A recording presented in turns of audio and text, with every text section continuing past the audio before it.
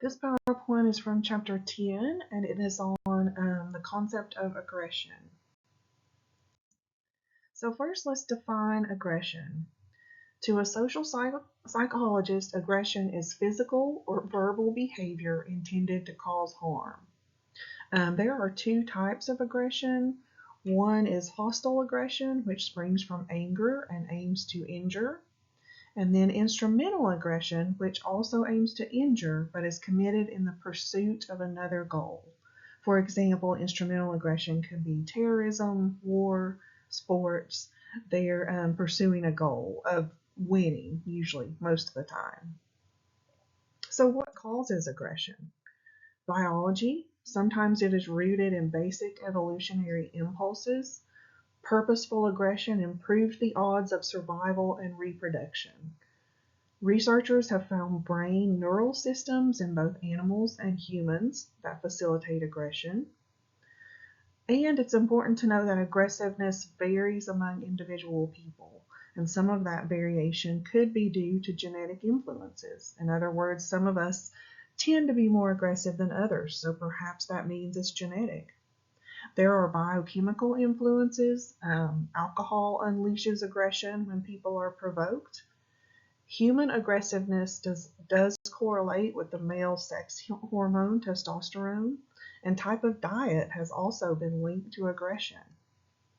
So those are some of the biological causes, perhaps, of aggression.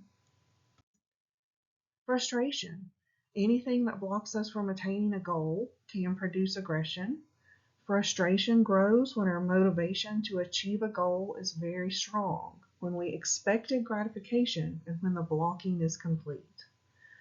Frustration, again, often associated with aggression. Displacement. Anger is misdirected when it's focused on a person or source unrelated to the source of your anger.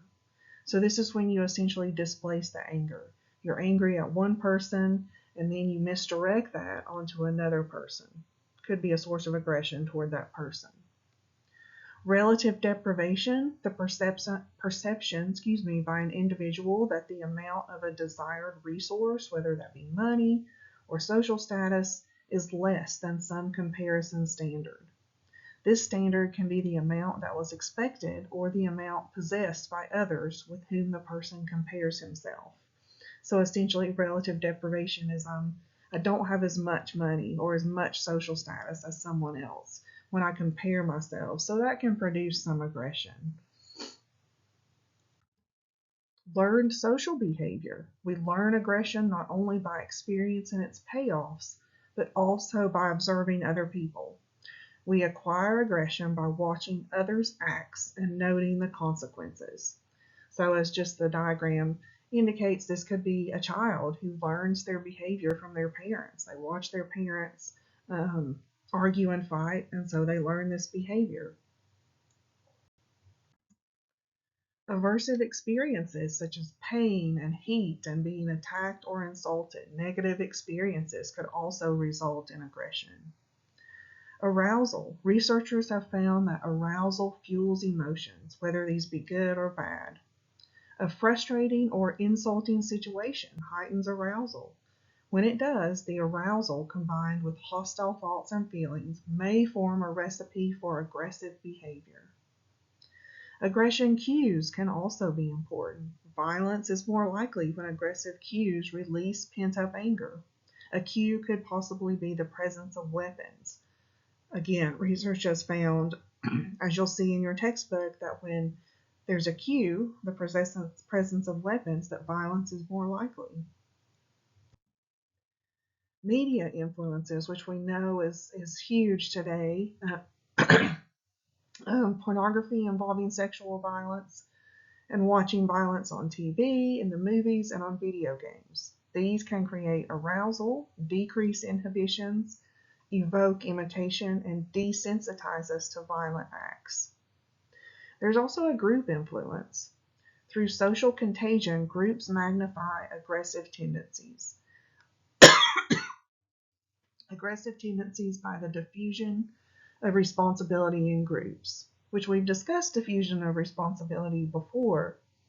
But again, let's define it again. Diffusion of responsibility refers to the fact that as the number of bystanders increases, the personal responsibility that an individual bystander feels decreases. So the more people that are around me, in a sense, the more anonymous I become. And so the more likely I am perhaps to be aggressive. Excuse me. So how do we reduce aggression? We know what it is now and where it comes from. How do we reduce it? There's catharsis. Examples of catharsis include physical or verbal expressions of feeling, such as hitting a punching bag, screaming or sobbing, or going for a long run. In each of these examples, catharsis would occur if the action has the result of releasing previously pent-up emotions, such as anger, frustration, or sadness. So let's look at some ways to achieve catharsis. Music, as it mentioned in the quote, punching bag method, psychodrama, revisit the past trauma, which is something that is often done in therapy, talking to a friend, expressive writing or keeping a journal, painting and artwork, practicing progressive muscle relaxation or meditation, and physical exercise. We know that physical exercise tends to release those feel-good chemicals in our body. So physical exercise is always a great way to reduce aggression. You can prevent aggression before it happens. In other words, teach non-aggressive conflict resolution strategies. As parents, we could model and reward sensitivity and cooperation from an early age and inoculate children against the effects of media violence. In other words, teach them about the fact that this violence perhaps could create more aggression, or to teach them that it's not real, it's just a TV show or it's just a video game. So inoculating children against those effects. And that's the end of the presentation. So we looked at some causes of aggression and some ways to combat aggression. So let me know if you have any questions.